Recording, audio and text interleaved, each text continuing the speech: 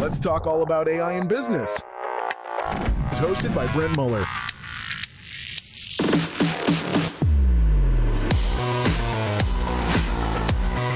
Welcome to the Future Proof Podcast.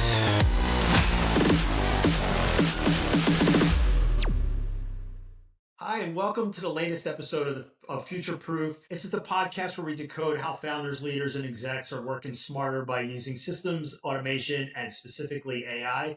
If you're looking to future-proof your business, you're definitely in the right place. If you're a founder, leader, C-suite exec, you're feeling the pressure to grow faster, leaner, with leaner teams. We're constantly developing new micro AI solutions. Last week, we helped a client save over 40 hours just by putting one solution in. So if you just want to have a collab, there'll be links to book a call. No pitch for us. We're always just looking to help. But let's jump into today's episode. I'm really excited to be joined by Jon Tucker from HelpFlow. Jon, thank you for joining us today. Thank you so much. I'm excited to dig in, Brett. Yeah, awesome. So let's start with your backstory and kind of how you got here. Yeah. So we're at a point now where we're running virtual teams for hundreds of stores, hundreds of brands. But backstory that led into this is I hired my first virtual assistant, first remote team member in 2007. I remember I was at SDSU. There wasn't a lot of people doing that back then, so that's really cool. Yeah. I read the 4-Hour Workweek. My buddy shared the book, and I was like, this is insane. And then I hired Richie Ramos from the Philippines. I still remember working with him. And, I was basically in college hustling websites and clothing for fraternities, essentially, fraternities and sororities. And so Richie helped me kind of build that up and started building systems as part of that. So we need to create these shirts and get, all these, production runs done. What's the best way to do that? And so I read, the E-Myth was a big book back then. Yeah. Work the System was another good one. And so, just kind of gradually got more and more systematic in terms of running the teams. And then, after college, the first real business that I had was basically doing back office SEO support for big agencies. We ran SEO for Petco and HD Supply and Cricket Wireless and big brands. And they weren't our clients, they were the clients of the agency that we supported. Right. But learned a lot there too. And so that kind of got me into running remote teams and systems and all those things. That's kind of the backstory. I can kind of go into, HelpFlow and tell us how you kind of evolved and how HelpFlow, kind of got off the ground. Yeah. So HelpFlow basically started as a live chat service only for e-commerce stores. So we would basically man the live chat with team members, with humans. We still do it today for e-commerce stores. And so that started back in 2014. I think December 14. And then over the years, we basically grew into doing customer service also. So we kind of expanded out from, just live chat into customer service. And then in recent years, we've shifted to basically providing virtual assistants. So not just customer service, not just e-commerce stores, but VAs for all types of roles, marketing, sales, all that stuff. But AI is a huge part of how we do that. We basically empower the virtual assistant with AI to basically supercharge them and enable them to just generate a lot more results. So that's kind of where we're at today. We're running virtual assistant teams for a lot of clients now. That's phenomenal. And so I can tell you that because one of the things, Jon, that we have coined the term, and I always give Alexander DeRitter from Smith OS credit for this, but we call them digital coworkers, AI, right? And so what you're talking about is taking a VA and making them 2 to 5 times more effective by, making them AI centric and AI first, right? Is what I'm getting the gist of, right? Absolutely. Yeah. Really empowering them to be not only more efficient, right? So 3x more productive is typically what we'll see right out of the gate, but also they can work on way more impactful work because they're not limited by their job experience, right? So AI can guide them through stuff, but also because AI is guiding them, you can take a sharp team member and give them way more complex projects because AI will guide them through the intricacies of that stuff. And so more efficient, but also more impactful as a virtual assistant. So talk to me about, I don't want to go too deep, but just for everybody listening, because this is so powerful, the way that you're using it. And, I try to teach organizations to do exactly what you're doing with your VA team. And it doesn't take hold the same way, and I don't know why. And I would like you to kind of expand on the impacts you see with your VAs, but also what it means to your client base and what the feedback you're getting. Yeah. I'll touch on the adoption part second of how do you really have them, utilize it and adopt it. But in terms of like the impact that it's had for the client side, what's really common with virtual assistants is having to over explain all the details of a task and create SOPs and crazy Google Docs and like every procedure in your business. Those are all powerful things to have, but it's a big lift to say, okay, like if you want to delegate, this marketing campaign, what's the SOP for the whole campaign, right? So clients struggle with that over explaining. With our approach, like one AI tool that we have is what we call the interviewer, and it'll basically interview you as a client conversationally, typically over about 5 minutes, and it'll say, okay, like what's the task you want to do today? You'll describe the task, it'll ask you clarifying questions, and it's a very natural way to explain everything. So you basically get it all out of your head just conversationally, and then the AI creates a ton of documentation about the project and the technical specifications if it's a technical project and the workflow and all the things, right? Like the human VA still gets really detailed documentation, but the client doesn't have to explain it all. They spend 4 or 5 minutes and then the VA gets a really detailed project guide. And so I think that's one pain point that once you experience it, you will assign tasks that way every single time for the future, right? And I think that's the key for adoption is like find that pain point, solve it seamlessly with AI, right? And then have the client start to use it or have the business start to use it or you yourself in the business start to use it. And then you realize, oh my God, like I will never type a detailed SOP ever again, right? And so that's kind of our approach with the client side. And then I think that applies in all the other ways we're using AI too. The other part is for the virtual assistant, right? It's like, how does it impact them? The virtual assistant basically is able to use the AI copilot to get guidance on the task. And so basically they can ask individual questions about the task they're working on because that detailed task brief that AI created is given to the copilot as context, right? So they can ask questions about it. But then they can also ask other questions that aren't even in the task brief. So let's say they need to create a HubSpot form for the website or something, right? And like that was just a bullet point on the task brief. They could say like, hey, I've never used HubSpot. Can you walk me through doing this? And the copilot will guide them through doing all of that in HubSpot. And so that's what I meant by unlocking new capabilities in the virtual assistant is, they haven't done HubSpot work before, but AI knows how to do HubSpot work and it'll guide them through it. So if you think back, right, when you were doing this a long time ago, even if you go back to 2014, right? I'm not even saying go back all the way to 07 when you were just starting, but none of that existed. So like when the VA got to, or whoever was doing the work got to that point where they had to create a HubSpot form and they never did it. It was like a blocker, right? That's it. It's like, hey, you got to get somebody else to do this, or we got to have some training, right? That's to me unlocking things at such a rapid pace to get the actual full task done. Are you seeing that? I mean, that's what it sounds like. The way I explain it to people is like back in 2014, 2007, or just anywhere before ChatGPT, I guess you could say. You had to create an SOP or instructions or spend a ton of time researching how to do it, right? And YouTube videos helped too, right? So those became a thing over the years. But you had to research, you had to figure it out. The way I look at AI, at least in the way of using it as a copilot, is it's essentially like dynamically creating the instructions for you, right? So I need to create a HubSpot form to do X, Y, Z. It will just guide you through actually doing that, right? And there's tools now that'll literally watch your screen to like tell you, press this button, press that button. And so it really just makes it so much easier to get that guidance on the fly. And so we used to create either detailed SOPs or, an SOP to do research for something you didn't know how to do, like an SOP for when there's not an SOP, I guess you'd call that. But that's because that's how my mind works. And like, that's the culture of our company is like, we're like algorithmic thinkers is how we talk about it internally. Like our mind is process maps, right?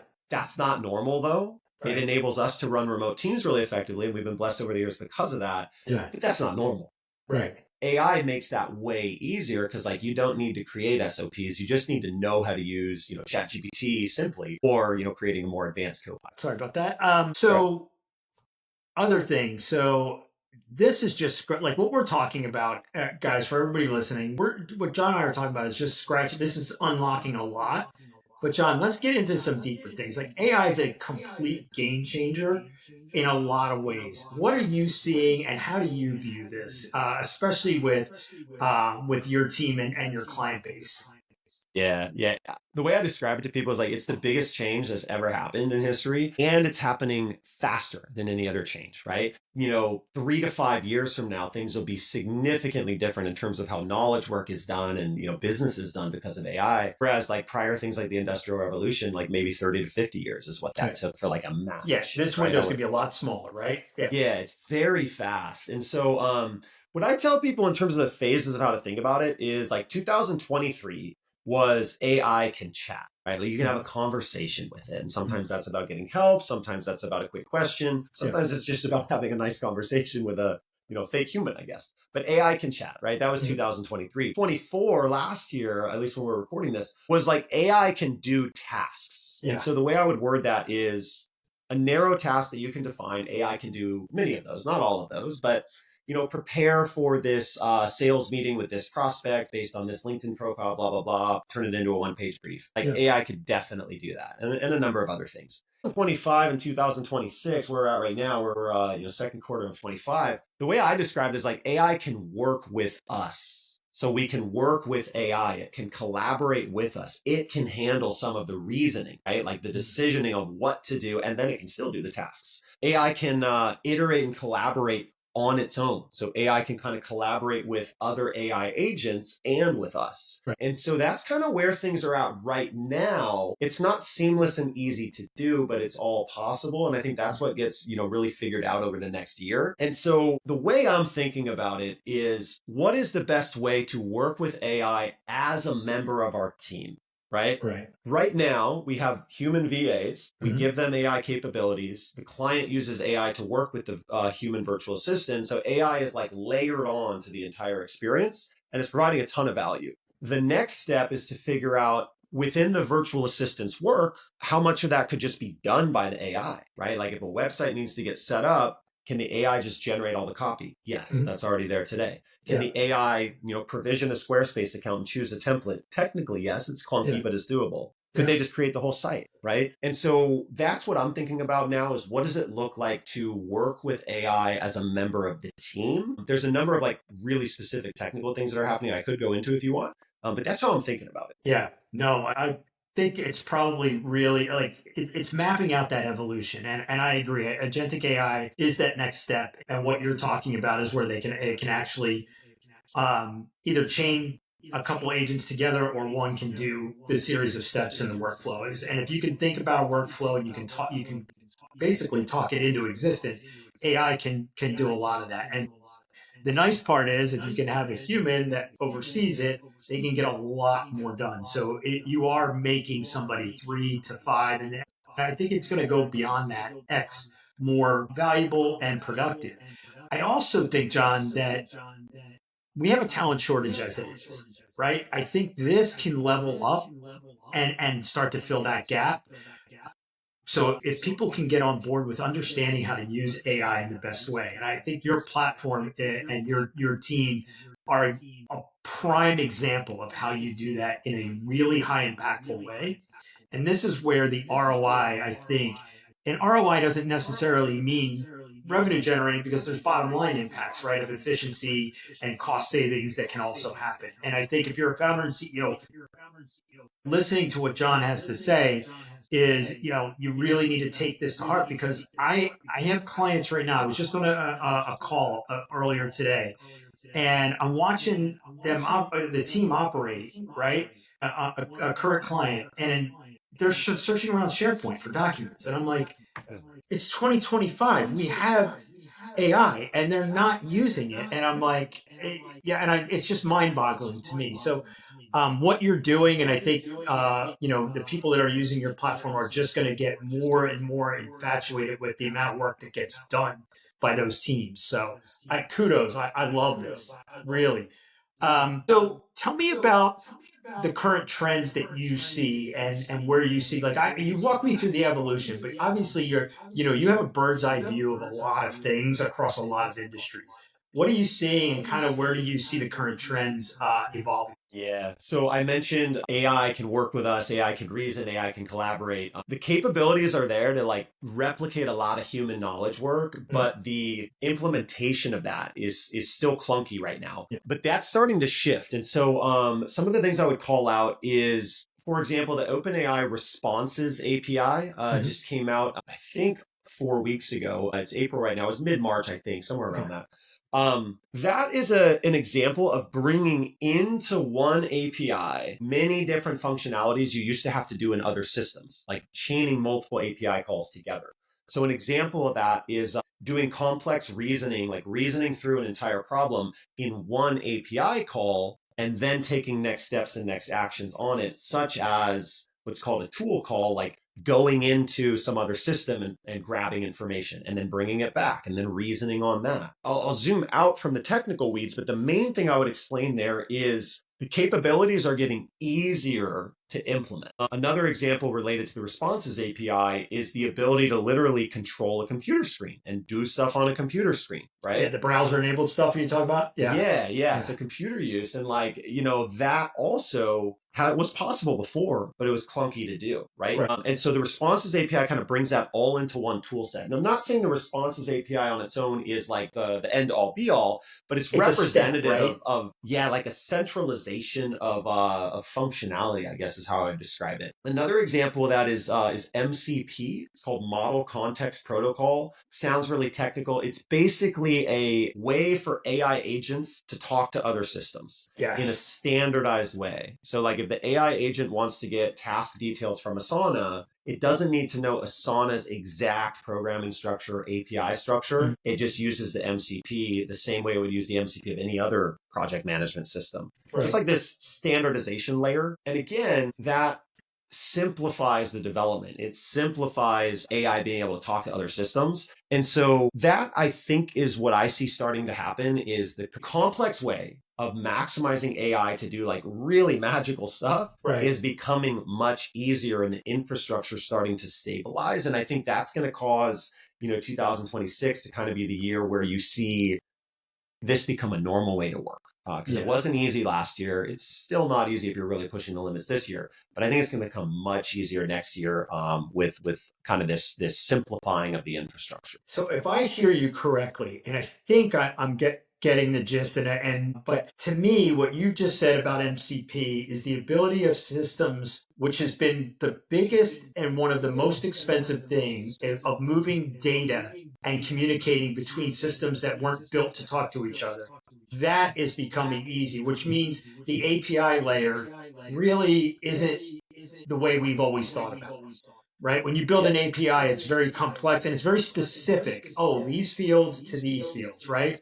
Whereas the AI can do that translation almost like an ETL tool on the fly. Right? Am I getting that right? Yeah. It basically puts a layer in between all the different APIs and the AI agent. So it makes it so it's fairly trivial to spin up these connections to other systems. And it also makes the connection to those systems like less brittle is what we call it kind of in software land. Like if one thing changes on Asana's API, for example, like your whole system's not going to work. Right? MCP kind of solves some of that as well. So it just simplifies the connection between all of them. And I would imagine this is similar to when the internet kind of was developing. Some of the protocol that got accepted, right? Like HTTP might not have been the best solution. I don't know the details of it, but that's all we use today for that part, right? And so MCP, I think, is starting, is kind of like that for AI. We're starting to say, okay, this is the way we're going to do it. So the whole ecosystem can talk to each other programmatically. And I think that's going to cause it to accelerate because once AI has access to whatever's in Salesforce or Asana or Slack or wherever it is, AI can already make decisions based on that data. It's not a data problem. It's an access problem. How do you give it access to that data? And that's starting to be solved. Unbelievable. So let's switch gears a little bit and talk to me about some of the best use cases that you see that your team is really making an impact. Because I can think of 100 things off the top of my head, but I would imagine just for the podcast that we just give some people a flavor of where your teams are really helping companies accelerate, get work done faster, and really move the needle. Yeah. So I can touch on some of like the specific virtual assistant use cases too at the end. But I want to give you like just AI stuff that could apply to any company. I'll kind of share two. Neither of them are too technical. I think they're accessible for anybody, but they've had a huge impact for us. So one is using ChatGPT with basically a workflow to take prior meeting notes and prepare for new meetings, but specifically doing it in a way where you speak into ChatGPT to like just brain dump the types of things you want to talk about on this next meeting or deal with. And then it produces kind of the agenda or the outline or the notes for the meeting or sales call or whatever it is in a really comprehensive way. And so this doesn't mean just like prepare for my meeting, right?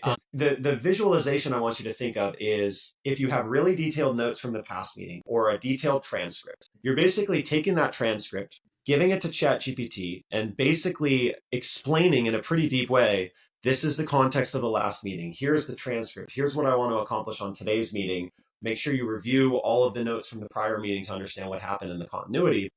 And then the key part is we use something called HelpFlow. There's a couple tools like this, but basically HelpFlow is a really good dictation tool on your computer. You just press a button and talk. Right. And you can literally talk to it for like 5 to 10 minutes and it will just literally type everything out for you. And so by dictating into ChatGPT, you can basically just brain dump like all the things related to the meeting and what you want to prepare and how you're thinking about it, et cetera, et cetera. Right. And then it uses that to create a really detailed preparation for the meeting. And so I guess the main takeaway here is using ChatGPT, but dictating to it in voice so that you can give it a ton of context. And I'm talking about, that first prompt will probably be like 2,000 characters or 3,000 characters. It's gigantic, right? Way more than you would ever type. But it's something you could talk out in 3 minutes. When you give ChatGPT tons of context like that, it's able to provide you back with way more sophisticated results. And in this case, it's a meeting summary or meeting plan, but you could use this for anything. You could use it for, client analysis, data analysis, all types of stuff. So I think the takeaway there is use something like HelpFlow or a dictation tool to speak into ChatGPT as text. And that way you can be much more detailed in your prompting. Does that make sense? Yeah. And it's funny. I talked to a guy earlier today, and a friend of his had asked him, he said, look, one of the things I realized, it was another CEO, and he just said, one of the things I realized is that, the friend admitted, he goes, I'm not good at prompting. And his friend had said, he goes, have you ever just asked ChatGPT through a series of questions to tell you what you're trying to do? It'll create the prompt. And the guy was like, I never thought of that. I'm like, you don't have to be great at prompting.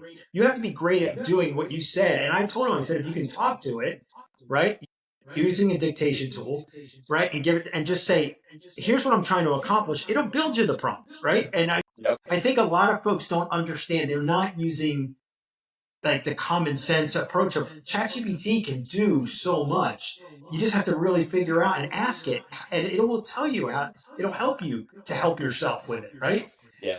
Yeah. We have a GPT we built that is solely for creating prompts. And so basically you'll go to it and say, I want to do X, Y, Z. Here's a couple things. And then it'll create a super detailed prompt structured well for GPT also. Because one of the things that happens is if you put 3,000 words of context in a prompt and it's just a wall of text, it'll probably still do pretty well, but it performs way better if you start to like bracket things. Exactly. And, use Markdown and all that stuff. So it can kind of streamline a lot of that for you. Yeah, love it.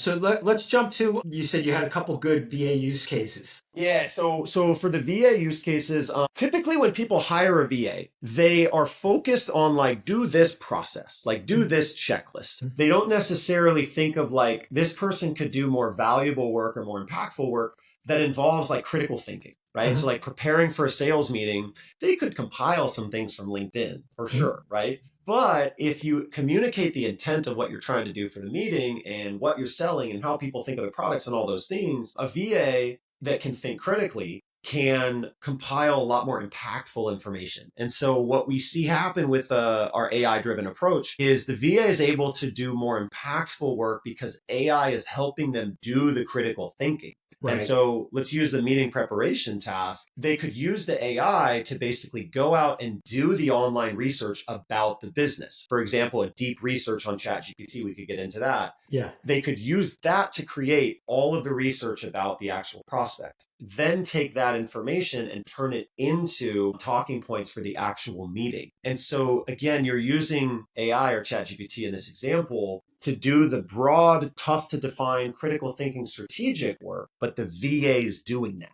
And that way you as a client or you as a business, you're getting really high quality work from a VA that's, $11 an hour or something. Right. And they're going to run circles around what your salespeople typically do because it would take them 3 hours to do that research. The VA can get it back to you in 20 minutes, 30 minutes maybe. It's amazing. By using AI. Amazing. So walk me through a couple more, John, because I want the people out there to realize how they can, because the one thing I know in talking to so many companies is that there's talent gaps everywhere. And there's what your system can do and your VA teams can do is fill those gaps in a massively impactful way. And so I want to showcase a couple more because I think when this goes out, I want people to understand how they can level up their team faster and more impactfully.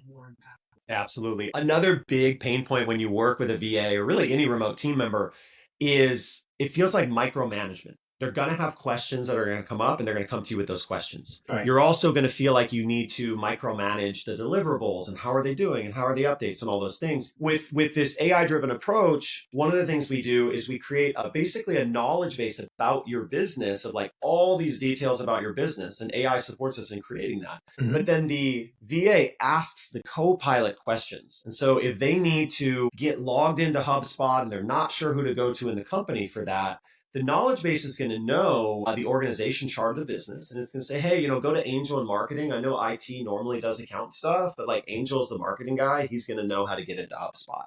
And so it enables the VA, the human, to get instant access to answers, right? They're going to be able to move faster and get their work done. But you as a client aren't going to be, answering questions that are just mind numbing to answer, right? These random questions that just pop into Slack all day long. And so by having, an AI copilot that just knows your business and having your team use that as the first line of questions, it just makes it so they can work just way, way, way faster. And so that's a really common use case working with us, because otherwise, the VA, they got to rely on you for the information. And that's where the delegation really slows down. I love it. So the big initial thing is that you're building that knowledge base of that client. So as they bring on VA team members, that copilot knows so much, because that's the fear, right? When you hire VA, the fear is I'm going to have to just spend all my time training them. Well, that's not the case here if you're an AI first, platform. Yeah, even that part, so I want to plant this as a seed. This part's kind of complex to do, but this is another part of what we do.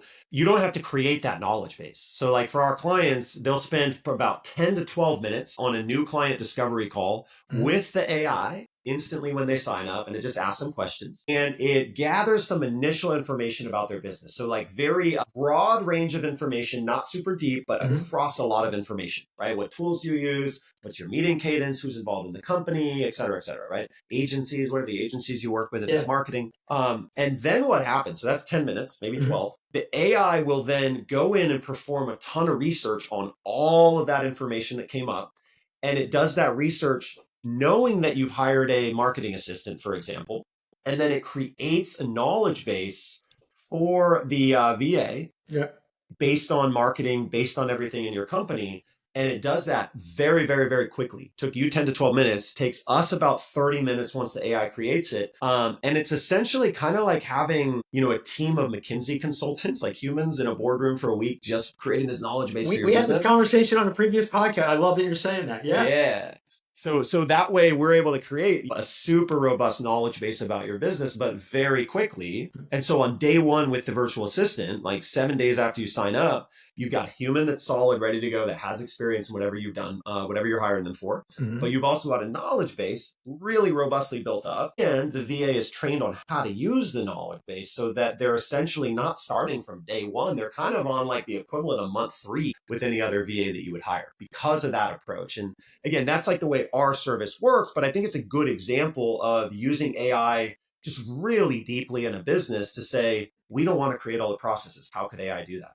We don't want to spend all day answering team member questions. How do we deal with that? Right. We're applying AI to just the way that any company works. And in our case, we're providing VAs to just plug into your business. But you could take those principles and apply it in your own business. Yeah. Love it. Love it. All right. So I told you at the end, I have to ask you a couple growth hacks, right? That other founders, I mean, you guys are using it every day. So you probably have some really cool ones, but a couple ones that you think other founders and CEOs would find really helpful. Yeah, I'll give you guys 2. So one is ChatGPT deep research.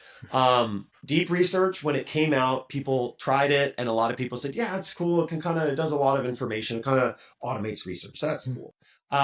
What we've found is that by using deep research in a really methodical way, it essentially becomes like a team of McKinsey consultants, using the same analogy, for any topic and produces really actionable ways we can apply that topic. So when you kick off a deep research project with ChatGPT deep research, what you want to do is you want to provide the context of, I want to learn X in order to do Y. Here's deeper context about that, right? So you're dictating all of that in really detail. Then you're explaining, here's my current understanding of this space. Here's the things I think I need to understand or learn about, but don't limit yourself to that. And then basically you say, your task is to create a research report that will help me accomplish my goal above by understanding this topic area deeply so I can apply it.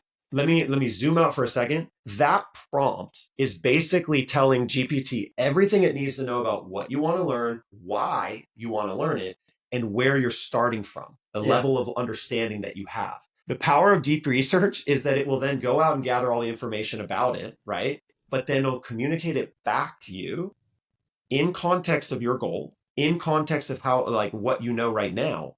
And it makes it so that when you read through this giant research report, because it is a giant wall of text that comes back, right, it's very relevant to you. And so that is something we're using to just accelerate so fast in areas that we had no prior experience in, because essentially GPT or AI knows everything about every topic that's on the internet. But this deep research workflow they put together, or the tech they put together, workflow we do, enables us to understand these things and understand all this information in the context of what we're trying to do. And I think that's honestly the future of education, probably. It's probably not that interface, but I think that's how education is going to be done in the future. And that's working really, really well for us. I've got one other more simple one I'll share too, but any questions on that deep research one, just so it really kind of sets in with people? No, to me, it's so funny you said that, because I talked to Jeff Roberts yesterday from Innovation, and they're a consultancy tech company, and he was saying that he uses deep research, very similar to what you said, but they do it to where they're trying to figure out the trending topics, right? But also, he's like, where maybe like he has an idea, and he's like, who else out there across the industry is talking about this topic? And if no one is, am I on the right path about it? And then he kind of goes deeper, and I was like, it's a really interesting thing. But the way you described it to me is a much more broad use case that everybody should be using, which is, how do I level myself up on this topic, right? And really understand it and educate myself. Yeah. And it becomes really powerful because you can ask questions too. Like you can, as I'm reading it, I press the whisper flow button, the dictation button, and I just say, here's the things that stand out as I'm reading this. And then I just read, I sit in silence probably for 2 or 3 minutes while I'm reading. And then I just say something of like, how come Supabase integrates this way or that way? Like, why wouldn't you use SQL, right? Or whatever the question is. And I just say that, and then I keep reading. And then I press enter at the end, and it answers all those questions, right? So I really do think of it like a consultant or like an expert on demand but it's way better than any other expert because it knows everything. Like no expert's going to know the entire space. And the expert, GPT in this case, knows exactly where I'm at with my learning, and I can do it on demand, and I can just talk for 5 hours and not care about costs or whatever. It's phenomenal. And I think it's just scratching the surface of like what's possible with AI to really help us as humans know what to tell it to do. Because the way we're using it and we're is we use it to out, research right? these projects. Yeah, we use it to research these projects to understand what we want to tell it to do. And then we can go back to AI and say, okay, now do this, build the super base table or whatever the use case is. It gives me the knowledge to know what to tell AI to do. That part's really powerful. Yeah. I built myself a chief of staff, advisor. It's like my AI mentor, right? And it's the same thing, right? It's like having the best consultant ever. But I haven't tried it with deep research. So that's my next thing. I'm going to do that, John, on your advice here. Tell me what the other you had another second hack, right?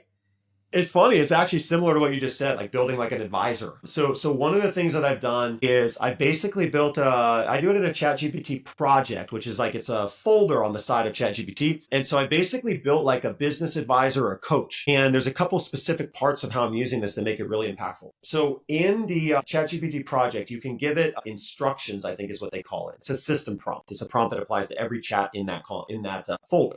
So the prompt is designed probably similar to yours, Brent, of like, you are a business coach, you have experience with XYZ, here's how you communicate with the user, etc. One of the things I've added to it is I've added context about myself. And so basically what I did is I took personality assessments and then converted those using AI into like structured prompting or structured text I could give to the AI.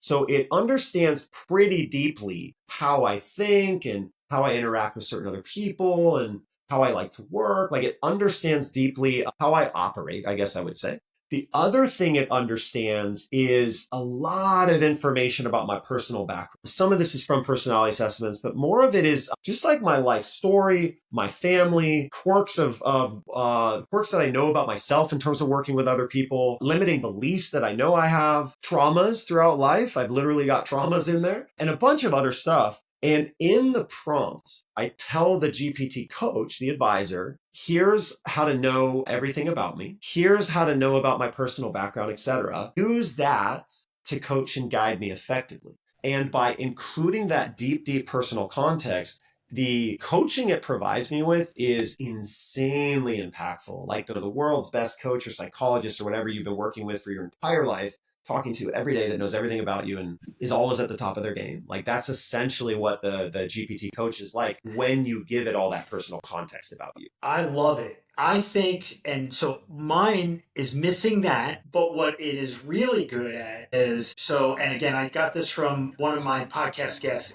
Kim Mahan from Max Potential, and she put it, like it starts out, and I'll send it to you, but it's, you have a 180 IQ, you've built $2 billion companies, right? And your job is to give me the hard truth, okay? But also give me the honest feedback and give me an action plan for and guidance. What it doesn't have, what you do, which is great, is the personal stuff, which I would now going to add in. And then I got another one yesterday, which needs to add into the same thing. Is I've done the personality test, but have you ever done your risk score? It's the Colby with a K. I want to do that as well. Because so same concept. So the one I found really helpful was I think it's predictive insights. Yeah. Really, like any of these personality profiles, like when you take them and give them to GPT, like they're all going to be super effective. But the Colby one would be awesome too. Yeah. But if you put those dimensions in, to your point, the coaching's even better. Again, garbage in, garbage out. But the more you give it, the more context, the better the output. And so I'm going to combine all three of these and send it to you, and I'll give you the feedback. It's phenomenal what it can do. I got one more to add to that. So one more that's working for me right now too is I have these like affirmations that I built. I'm big into goal setting and personal development, all that stuff. And one of the things I do is these affirmations and it reads it to me. It's pretty nerdy. But one of the things I've done is I put those as my goals. So like I've crafted these affirmations of here's exactly who I want to become in business and what it feels like and what it looks like, etc. And I also give that to the AI coach. So when it's coaching me, it's helping me think as that person that I want to become. Yeah. And then it's providing the coaching as that person, like to become that person, but knowing my limiting beliefs now. And it's really, really powerful. So I think the takeaway here is giving AI context about yourself and how you think and who you want to become can make the coaching just so insanely impactful. Yeah. Yeah, I totally agree. And to take it one last step further, John, what the guest I had on yesterday who was using it, and he didn't have a lot of any of the stuff you talked about, but he put his risk score, but he put the risk scores of his two co-founders. So he said, when I talk to them, he's like, they don't have the same, and he said, so the AI mentor is helping him communicate to them better. Right. And so where they can fill in the strengths and weaknesses between the two. And I'm like, it's insane. The more you give it, the better the coaching and the advice is. Yep. Yeah. With some of the things, even this past week, like GPT 4.1 came out that has 1 million context window. And so as these context windows grow, I think a lot of this is going to become even more powerful. I totally agree. So it's exciting. Yeah, it's so exciting. And who knows where it's going to go, but the more advice, you can't get enough good advice. And you think about if you had a human mentor, you probably can only get him or her on the phone maybe once a week or twice a week. Like with the AI, you can fill in the blanks and you can still have a great advisor or mentor, but now you have so much better context to go and talk to them about.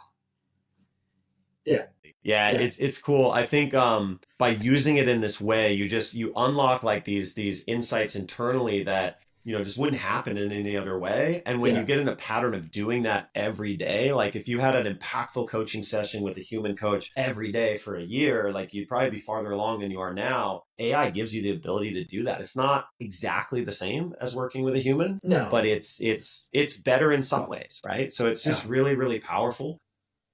And just excited to see how it'll work. Yeah, Jay, you're early. Can you jump off?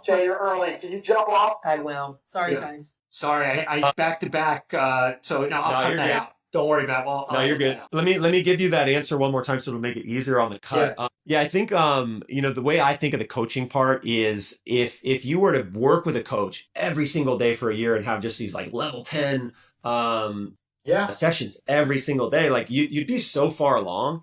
AI gives you the ability to do that. It's not the same as working with a human. It's better in some ways, worse in other ways, but it's always there. And so using the tools in this way just enables us as leaders to just really, really level up. And that's what's most exciting to me. I love to learn, and AI just enables us to do that at a whole. Absolutely. Absolutely. John, thank you so much for sharing everything you did today. I can't wait to get this thing up and live. But for everybody that wants to try Help Scout, honestly, HelpFlow, I need people to tap into this because this is where everybody I talk to struggles with that AI first mentality, and their staff is not embracing it the way that your team is doing.